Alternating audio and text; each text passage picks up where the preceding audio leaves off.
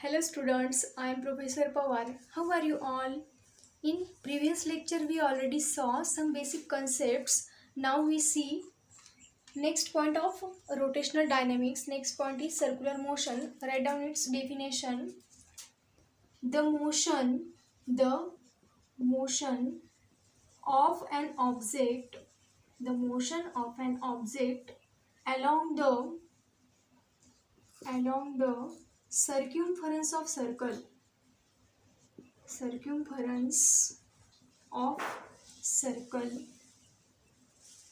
is known as circular motion. काय सांगते definition बघा. द मोशन ऑफ अन ऑब्जेक्टचं मोशन होते कुठे? अलॉंग द सर्क्युम्फरन्स ऑफ सर्कलच्या सर्क्युम्फरन्सवरती ऑब्जेक्टचं काय होतंय? मोशन होतंय. त्यालाच काय म्हणतात? Circular motion. याचं एक्झाम्पल घ्या. Write down example. Artificial satellite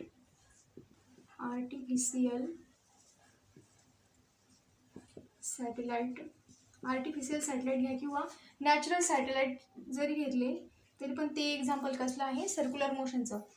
बघा, नॅचरल घ्या किंवा आर्टिफिशियल घ्या. जर नॅचरल सॅटेलाइटचं घेतलं, सपोज हा काय असेल? सन आणि हा ऑब्जेक्ट काय असेल? Earth. We know that earth is revolving around the sun. Sun काय असेल? सर्कलचा सेंटर असेल आणि त्या सर्कलच्या सर्क्युम्फरन्सवरती ऑब्जेक्ट काय असेल? अर्थ असेल. अर्थ काय करतोय मग?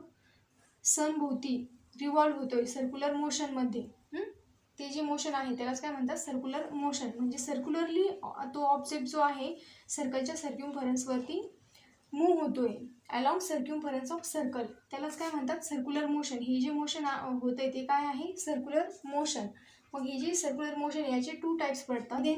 देर are 2 types of circular motion. First one is uniform circular motion and second one is non uniform circular motion. First we will see uniform circular motion. Right down uniform circular motion. Uniform circular मोशनमध्ये काय होतं बघा. Circular motion तर होणार आहे पण ते कसं असणार? युनिफॉर्म म्हणजे सारखंच असणार आहे सगळीकडे. स्पीड जो आहे ऑब्जेक्टचा मूव्ह होण्याचा अलॉंग द सर्क्युम्फरन्स ऑफ सर्कल तो कसा असणार आहे? युनिफॉर्म असणार आहे, एकसारखा असणार आहे. म्हणजेच त्यामध्ये कोणकोणत्या कन्सेप्ट येतात मग? अँग्युलर व्हेलॉसिटी, त्यानंतर अँग्युलर ॲक्सेलरेशन. म्हणजेच कुठे असतं ते अँग्युलर ॲक्सेलरेशन? जो रेडियस आहे, जी सर्कलची जी रेडियस आहे सेंटरपासून तर सर्क्युम्फरन्सपर्यंत, ही झाली त्याची सर्कलची रेडियस. ती कशी असते? अवे फ्रॉम द, म्हणजे सेंटरपासून तर सर्क्युम्फरन्सपर्यंत जात असते. काय? रेडियस. त्याच्या अपोजिट डायरेक्शनने, अगदी अपोजिट डायरेक्शनने काय दाखवायचं आहे आपल्याला? ॲक्सेलरेशन. ए सफिक्स आर घेऊया आपण. रेडियसच्याच अलॉंग दाखवतोय म्हणून काय झालं? हे रेडियल ॲक्सेलरेशन. रेडियल ॲक्सेलरेशनची डायरेक्शन कशी दाखवायची? Towards the centre of the circle. ही झाली त्याची अँग्युलर व्हेलॉसिटी, त्या पार्टिकलची झाली ही. आणि त्या सर्कलची रेडियस काय झाली? Small R. युनिफॉर्म सर्क्युलर मोशनमध्ये काय काय असतं बघा. मग in uniform circular motion angular velocity, angular acceleration, angular speed, सर्व गोष्टी काय असतात? कॉन्स्टंट असतात. कॉन्स्टंट म्हणजे चेंज न होणे, सारख्याच असतात सगळीकडे. कशामध्ये? युनिफॉर्म सर्क्युलर मोशनमध्ये. याचं एक्झाम्पल आपण फॅनचं एक्झाम्पल घेऊया. एक्झाम्पल फॅनचं केव्हा येईल? हे जे एक्झाम्पल्स आहेत आर्टिफिशियल किंवा नॅचरल सॅटेलाइटचे, हे जे एक्झाम्पल्स आपण सांगितले हे पण कशामध्ये येतील? Uniform circular मोशनमध्ये. फॅनचं पण एक्झाम्पल युनिफॉर्म सर्क्युलर मोशनमध्ये येईल. पण ते केव्हा येईल बघा? जेव्हा आपण फॅन स्टार्ट करू. फॅन स्टार्ट केल्याच्या नंतर एका काहीतरी ठराविक टाईम पिरियडमध्ये फॅन काय होईल? सर्क्युलरली मूव्ह होईल आणि त्यात काही चेंजेस होणार नाही. तो त्या स्पीडने, म्हणजे त्याचे जे अँग्युलर व्हेलॉसिटी, अँग्युलर ॲक्सेलरेशन आणि अँग्युलर स्पीड जो आहे सर्व काय असणार आहे? कॉन्स्टंट असणार आहे, कमी जास्त होणार नाही. तेव्हा काय असणार आहे? ते जे मोशन असणार आहे ते कसं असणार आहे? युनिफॉर्म सर्क्युलर मोशन असणार आहे. फॅनचं एक्झाम्पल आपण केव्हा घेऊया?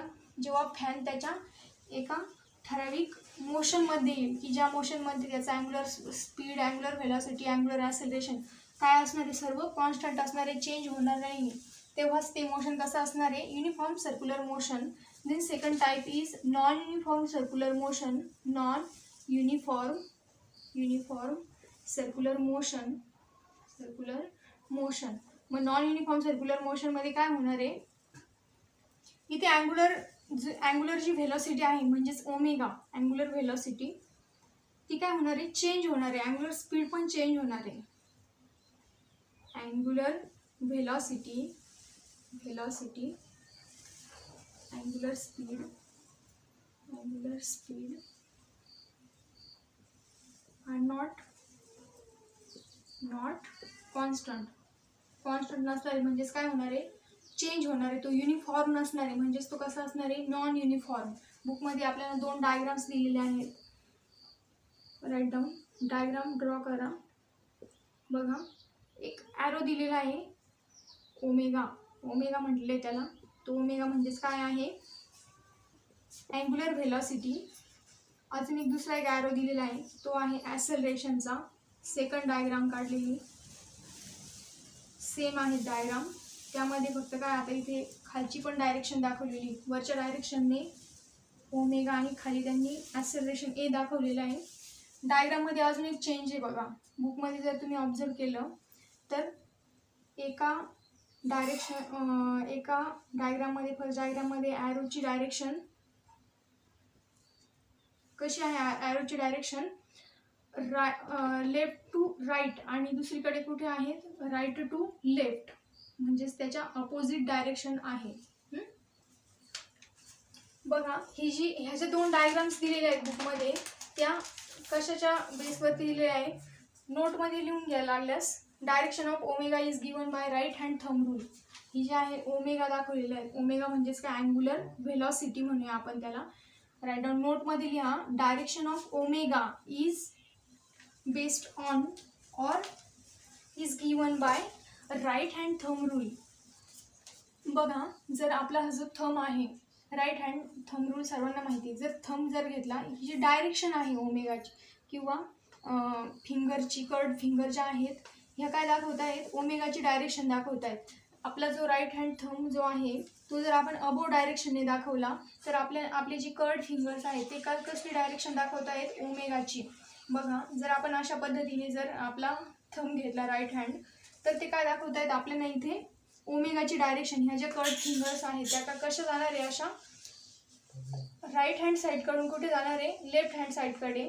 किंवा बघा, अशा पद्धतीने जर घेतल्या, लेफ्टकडून कुठे जात आहेत, त्या लेफ्ट साईडकडून राईट साईडकडे आपले जे फिंगर्स आहेत.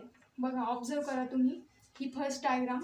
मग ओमेगा काय दाखवतोय आपल्याला, कर्ड फिंगरची डायरेक्शन.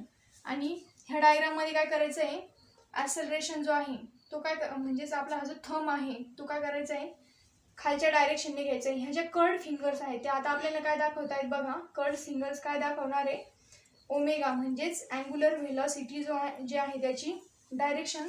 हा जो ॲरो आहे तो आपल्याला दाखवतोय. म्हणजेच या ठिकाणी काय झालंय, हे कर्ड फिंगर काय दाखवत आहेत, ओमेगाची डायरेक्शन. मग आपण आता ह्या डायग्राम्स आपण थोडंसं एक्सप्लेन करू. बघा, फॅनचंच एक्झाम्पल घेऊया. एक्झाम्पल फॅन लिहा, नॉन युनिफॉर्म सर्क्युलर मोशनचं एक्झाम्पल लिहा, फॅन. तर बघा, फर्स्ट डायग्राम केव्हा असेल, जेव्हा स्विच ऑन करू तेव्हा काय होईल, फॅन स्टार्ट होईल. स्टार्टिंगला फॅन स्टॉप होता तेव्हा त्याची अँग्युलर व्हेलॉसिटी 0 होती. मग जेव्हा आपण स्विच ऑन करू तेव्हा काय होईल, फॅन स्टार्ट होईल, फॅन फिरायला सुरुवात करेल. मग काय होईल, तो डायरेक्ट एक्झॅक्ट त्याच्या युनिफॉर्म सर्क्युलर मोशनमध्ये डायरेक्ट येईल का, नाही. तर तो काय होईल, हळूहळू स्टार्ट होईल आणि त्यानंतर काय होईल, एक युनिफॉर्म सर्क्युलर मोशनमध्ये तो येईल. पण स्टार्टिंगला त्याची जी मोशन आहे ती कशी असणार आहे, स्टार्टिंगला स्टार्ट झाल्या युनिफॉर्म असणार आहे का, नाही. ती कशी असणार आहे, नॉन युनिफॉर्म. म्हणजे फर्स्ट डायग्राम काय दाखवते आपल्याला, ॲक्सेलरेशन वाढतंय कशासाठी, अँग्युलर व्हेलॉसिटी जी आहे ओमेगा. अँग्युलर व्हेलॉसिटी म्हणजेच त्या फॅनची जी गती आहे ती वाढवण्यासाठी अँग्युलर ॲक्सेलरेशन जे आहे ते काय होतंय, इन्क्रीज होतंय. तेच जर आपण फॅन स्टॉप केला तर काय होईल, अँग्युलर ॲक्सेलरेशन जे आहे ए ते खालच्या डायरेक्शनने दाखवलेलं आहे. याचा अर्थ असा नाही की ॲक्सेलरेशन कमी होतंय, नाही. तर इथे काय होतंय, ॲक्सेलरेशन इथे पण वाढतंय. इथे का वाढत होतं, अँग्युलर व्हेलॉसिटी ज्या वाढवण्यासाठी, इन्क्रीज करण्यासाठी. बट सेकंड डायग्राममध्ये बघा, इथे काय होतंय, अँग्युलर ॲक्सेलरेशन जे आहे ते इन्क्रीज होतंय. दोघांची डायरेक्शन बघा अपोजिट आहे. म्हणजेच काय आहे, अँग्युलर व्हेलॉसिटी डिक्रीज करण्यासाठी. म्हणून डायरेक्शन कशी दाखवलेली आहे, अँग्युलर व्हेलॉसिटीची आणि अँग्युलर ॲक्सेलरेशनची अपोजिट. इथे काय होतंय, ॲक्सेलरेशन वाढतंय कशासाठी, अँग्युलर व्हेलॉसिटी म्हणजे फॅनचा स्पीड कमी करण्यासाठी. जेव्हा स्विच ऑफ करू तेव्हा काय होईल, सेकंड डायग्राम. जेव्हा स्विच आपण ऑन करू तेव्हा काय असेल, फर्स्ट डायग्राम. फर्स्ट डायग्राममध्ये काय होते, ॲक्सेलरेशन पण इन्क्रीज होते का, जे आपलं अँग्युलर व्हेलॉसिटी आहे म्हणजेच फॅनची अँग्युलर व्हेलॉसिटी वाढवण्यासाठी. मग हे जे मोशन आहे ते दोन्ही ठिकाणी बघा युनिफॉर्म होतं का नाही. स्टार्टिंगला फॅन ऑफ होता आणि त्यानंतर स्विच ऑन केल्याच्यानंतर तो हळूहळू त्याचं स्पीड इन्क्रीज होत गेलं. जेव्हा आपण स्विच ऑफ केला तेव्हा काय होईल, त्याचं जे स्पीड आहे ते हळूहळू कमी होत जाईल. म्हणजे ते जे युनिफॉर्म मोशन होतं ते जे मोशन होतं ते कसं असणार आहे, नॉन युनिफॉर्म सर्क्युलर मोशन असणार आहे. ठीक आहे. त्यानंतर पुढे म्हणा नाऊ स्मॉल एन घ्या. एन काय असतो, frequency of an object to rotate. Now N is frequency of an object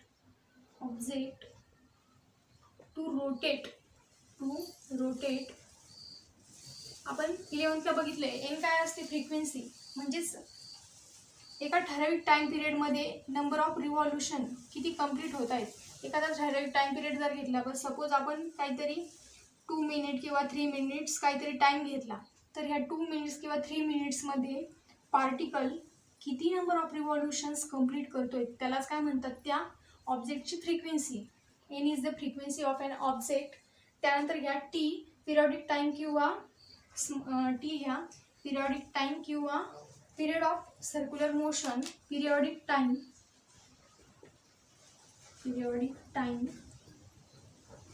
और period of circular motion.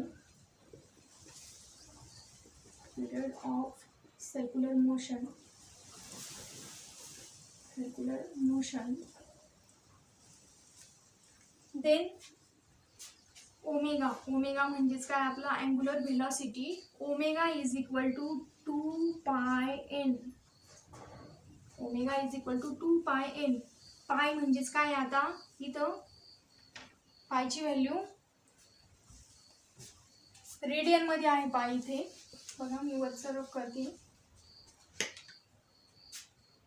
पायची value काय, रेडियन मध्ये येतो. म्हणजेच आपण जर डिग्री मध्ये गेलो तर तो काय होईल, 180 इंटू 2 इज 360. 360 म्हणजेच काय, कंप्लीट रोटेशन आपलं कंप्लीट झाल्यानंतर काय येते, 360 अँगल होतो. थिटा इज इक्वल टू काय आहे, 360 into number of revolutions complete in unit time, per unit time. त्यालाच म्हणतो आपण फ्रिक्वेन्सी. म्हणजेच 360 इंटू पाय हा काय झाला, आपली काय झालं, हे कंप्लीट रिव्हॉल्युशन म्हणजेच अँग्युलर व्हेलॉसिटी ओमेगा.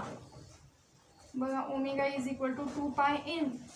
एन म्हणजेच काय असतो, आपला रेसिप्रोकल ऑफ पिरियड. म्हणजेच 2 pi 1/t is omega. Okay. Then आपण नेक्स्ट पॉइंट बघूया. समजलं, ठीक आहे. नेक्स्ट पॉइंट इज, हेडिंग घ्या, कॅरेक्टरिस्टिक्स बघूया आपण. Characteristics of circular motion.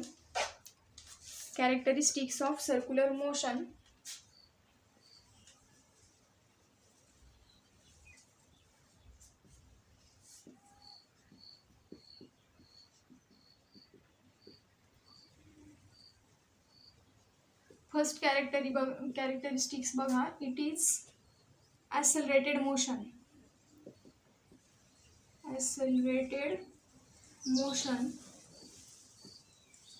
तुम्हाला माहिती आहे, आपण कालच्या लेक्चरलाच बघितलं, डिस्प्लेसमेंट, व्हेलॉसिटी आणि ॲक्सेलरेशन ह्या काय आहेत, एकमेकांवर डिपेंडंट क्वांटिटीज आहेत.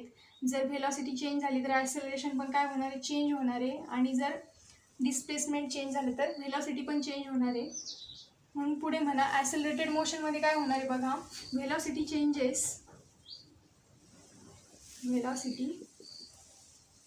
चेंजेस. देन काय होणार आहे, ॲक्सेलरेशन ऑल्सो चेंजेस. त्यालाच म्हणतात ॲक्सेलरेटेड मोशन. व्हेलॉसिटी जर चेंज झाली पार्टिकलची तर त्याचं जे ॲक्सेलरेशन आहे ते पण काय होणार आहे, चेंज होणार आहे. त्या ऑब्जेक्टचं velocity changes, then acceleration also changes. Then second characteristic घ्या, it is periodic motion. In periodic motion, it is in periodic motion. Periodic motion म्हणजेच काय, particle repeats its path again and again. Particle repeats its path again and again. दोन characteristics आहेत circular मोशनच्या. ते काय असतं, ॲक्सेलरेटेड motion असतं, म्हणजे त्यामध्ये व्हेलॉसिटी जर चेंज झाली तर ॲक्सेलरेशन पण चेंज होतं. आणि ते जे सर्क्युलर मोशन जे आहे ते कसं असतं, पिरियॉडिक इन नेचर. पिरियॉडिक म्हणजेच काय, एका ठराविक टाईम पिरियडमध्ये काय होतोय, पार्टिकल परत त्याच ठिकाणी येतोय, परत त्याच ठिकाणी येतोय. म्हणजेच तुम्हाला अर्थचं एक्झाम्पल दिलं, सनभोवती अर्थ काय होती, रिव्हॉल्व होती एका ठराविक टाईम पिरियडमध्ये. म्हणजेच 365 डेजमध्ये अर्थ काय होती, परत त्याच ठिकाणी येते. जेव्हा आपलं 1 इयर कंप्लीट होते तेव्हा काय होते, अर्थ परत त्याच ठिकाणी येते, परत त्याच ठिकाणी. म्हणजेच हे जे मोशन आहे ते कसं आहे, जो पार्टिकल आहे, पार्टिकल म्हणजेच काय, इथे अर्थ काय करते, रिपीट करते तिचा पाथ. जो पाथ म्हणजेच काय, तिचा जो मार्ग आहे सर्क्युलर मोशनमध्ये मूव्ह होण्याचा, तो काय आहे, अगेन अँड अगेन रिपीट करते. अर्थ परत त्याच ठिकाणी येते. Particle repeat its path again and again, त्यालाच काय म्हणतात, it is in periodic motion. हे झाले सर्क्युलर मोशनच्या कॅरेक्टरिस्टिक. देन नेक्स्ट हेडिंग द्या, rotational motion. Rotational motion, right down definition, the motion of an object where axis is always along with that object. The motion of an object, the motion of an object where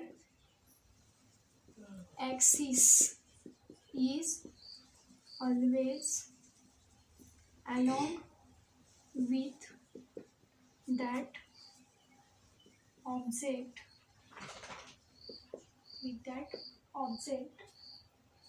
त्यालाच काय म्हणतात, rotational motion. That axis is called as axis of rotation. That axis is called as axis of rotation, and that motion is called as rotational motion. The motion of an object where axis is always along with that object is, that axis is called as axis of rotation. Rotational मोशनची definition काय सांगते आपल्याला, circular motion आणि rotational motion दोन्ही comparatively जर आपण बघितल्या तरच तुम्हाला रोटेशनल मोशन समजेल. रोटेशनल मोशन आणि सर्क्युलर मोशन बघा. सर्क्युलर मोशनमध्ये काय होत होतं, एक सेंटर होता सर्कलचा आणि सर्कलच्या सर्क्युम्फरन्सवरती एक ऑब्जेक्ट मूव्ह होत होता. सपोज इथे हा काय होता, अर्थ. आपण एक्झाम्पल बघितलं होता, earth is revolve around the sun, आणि इथे सेंटरला काय होता, सन. ठीक आहे, सन आणि अर्थ ह्या दोन्हींमध्ये काही कनेक्शन आहे का, इथे दोन्ही एकमेकांना कनेक्ट झालेले आहेत का, नाही. कनेक्शन नसतानाही अर्थ काय होत होते, सनभोवती रिव्हॉल्व होत होती. ठीक आहे, ते जे रिव्हॉल्व होती त्याचं वेगळं कारण आहे. तिथे काय आहे, सेंट्रिपिटल फोर्स होता. आपण इथे रेडियल ॲक्सेलरेशन बघितलं होतं. रेडियल ॲक्सेलरेशनचा ॲरो कुठे होता, towards the centre of the circle. ठीक आहे, बट ह्या ठिकाणी बघा रोटेशनल मोशनमध्ये काय असणार आहे, जो सेंटर होता तो सेंटर आपण काय म्हणूया, त्याला आपण ॲक्सिस म्हणूया. ॲक्सिस आणि ॲक्सिस आणि जो ऑब्जेक्ट आहे त्याच्यामध्ये काय असणार आहे, आता रोटेशनल मोशनमध्ये काहीतरी कनेक्शन असणार आहे, एकमेकांना ते कनेक्ट झालेले असणार आहे. म्हणजे हा जो ॲक्सिस आहे तो काय होणार आहे, ते ऑब्जेक्टमधून जाणार आहे. आणि आपण काय करणार आहे, जसं ॲक्सिस रोटेट करणार आहे तसं तो ऑब्जेक्ट पण रोटेट होणार आहे. बघा या ठिकाणी जर सपोज हा काय असेल, ॲक्सिस आहे. ॲक्सिस काय होतोय, हा जो ऑब्जेक्ट आहे ऑब्जेक्टमधून जातोय. आपल्याला डेफिनेशन काय सांगते रोटेशनल मोशनची, की जसं आपले हा जो ॲक्सिस आहे, ॲक्सिस जर आपण रोटेट केला तर ऑब्जेक्ट पण काय होतोय, रोटेट होतोय. कोणत्या साईडने, ज्या साईडने आपण ॲक्सिस रोटेट करणार आहे. इथे काय म्हटलंय बघा, along the axis of rotation along with that object म्हटलेले बघा, axis of rotation along with that object अशा पद्धतीने. म्हणजेच इथे हे जे ऑब्जेक्ट आहे, ऑब्जेक्ट आणि हा जो सेंटर म्हणजेच ॲक्सिस म्हणूया आपण, दोघांमध्ये पण काय आहे, इथे कनेक्शन आहे, कनेक्ट झालेले आहेत. तसं अर्थ आणि सनमध्ये काही कनेक्शन होतं का? नाही. मग विदाऊट कनेक्शन जे रोटेशन होतं त्याला काय म्हणतात? Circular motion. आणि रोटेशनल मोशनमध्ये काय असतं, जो ऑब्जेक्ट असतो आणि जो सेंटर, आपण त्याला इथे ॲक्सिस म्हणूया. सर्क्युलर मोशनमध्ये सेंटर होता, इथे काय असणार आहे, तो ॲक्सिस असणार आहे त्याच्यामध्ये. आणि जो ऑब्जेक्ट आहे त्याच्यामध्ये काय असणार आहे, कनेक्शन असणार आहे. आणि जसं आपण जे ॲक्सिस आहे ज्या डायरेक्शनने आपण रोटेट करू त्याच डायरेक्शनने आपला ऑब्जेक्ट पण काय होणार आहे, त्याच डायरेक्शनने मूव्ह होणार आहे, रोटेट होणार आहे. ह्याच रोटेशनला काय हा जो मोशन आहे त्यालाच काय म्हणतात, रोटेशनल मोशन. मग याचं आपण एखादं एक्झाम्पल बघूया. Write down example. Rigid body is moving along. Example, a rigid body is moving along a common axis of rotation. Common axis of rotation. हे कसलं एक्झाम्पल झालं मग, रोटेशनल मोशनचं. एक रिजिड बॉडी आहे, ती काय होतीये, कॉमन ॲक्सिस भोवती काय होतीये, त्याच्या रिव्हॉल्व काय करते, ती मोशन करते. मग ते जे मोशन आहे ते कसं, कोणतं झालं, रोटेशनल मोशन. बघा, सर्क्युलर मोशन आणि रोटेशनल मोशनमध्ये काय असतं, सर्क्युलर मोशनमध्ये जो अर्थ आणि जो ऑब्जेक्ट आणि जो सेंटर आहे त्याच्यामध्ये काही कनेक्शन नसतं. रोटेशनल मोशनमध्ये काय असतं, ॲक्सिस आणि जो ऑब्जेक्ट आहे त्या दोन्हीमध्ये काय असतं, कनेक्शन असतं. आणि ज्या डायरेक्शनने आपण ॲक्सिस रोटेट करणार आहे त्याच डायरेक्शनने जो ऑब्जेक्ट आहे तो पण काय होतो, मूव्ह होतो. हे दोन्हीमधलं मेन